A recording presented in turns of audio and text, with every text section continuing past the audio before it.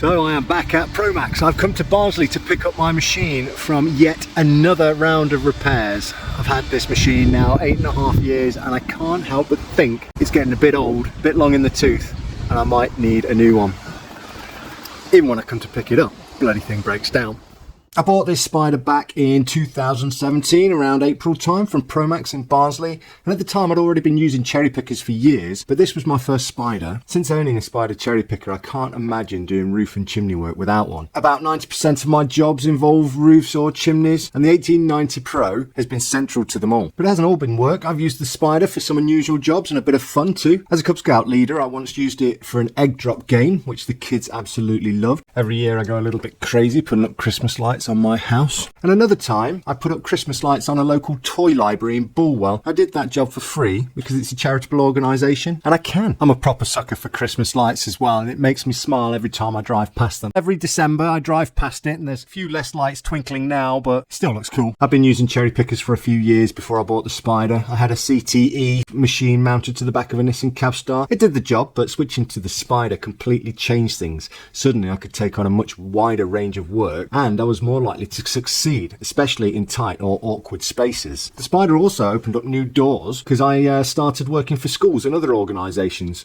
and this is because I could now offer my services indoors, such as sports halls, for example, where a van mounted simply couldn't get. I explain how I started my cherry picker business and all the different machines that I've had over the years in my Starting a Cherry Picker Business video, so if that's something you're interested in, head over there and have a look at that after you've finished watching this video, naturally. I bloody love the Platform Basket 1890 Pro. It has been an awesome machine.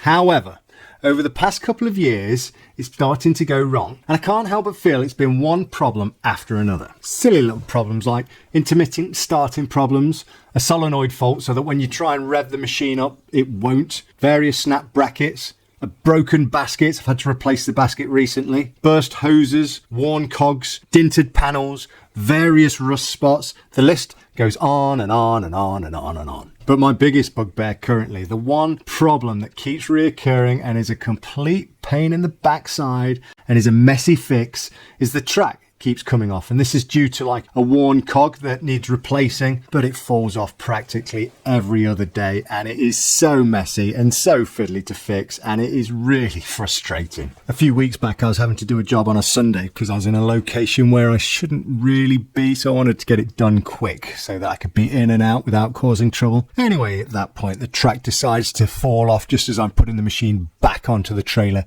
next to a busy road, leaving me blocking traffic and having to try and get the track back on while I've got a lot of angry looking drivers going round me. Not the best thing. I've had better days, and you know, the annoying part about it is you get something fixed and you get it back and everything's okay for a couple of weeks, and then something else will go wrong and it's just becoming a bit of a vicious cycle. And that cycle hasn't just cost me time, it's cost me a bit of dosh as well. You know, as part of the research for this video, I asked my wife Hannah to pull up how much we've spent over the past 12 months on the machine in maintenance and repairs, and in the last year alone we've spent over £8,000 just keeping the machine running. Bear in mind, that figure doesn't include the cost of pulling the machine off a job and the downtime for when I'm not working for when it's in the workshop being repaired. And not to mention the inconvenience caused to both me and my customer when I can't get a job done because the machine's broken. Sometimes it can be a little bit embarrassing as well, having to cancel a job due to a broken bit of kit. The most painful bill was in July, and that cost me £2,700 in one go. And there have been plenty of others,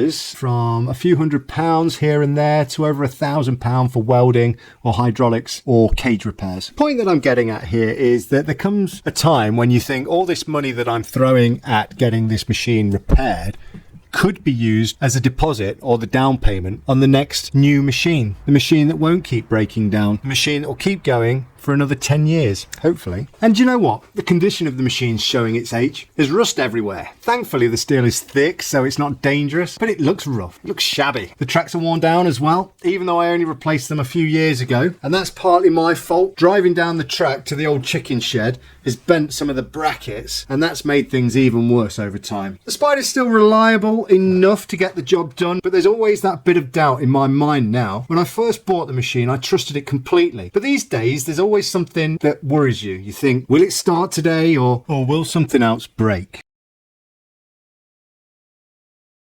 Let's face it, if I throw enough money at this machine, I could keep it going indefinitely, at least for the next 5 or 10 years. But keeping it going is not what I want. I want to build a reliable service, a service where if people book me in, they know I'm going to turn up.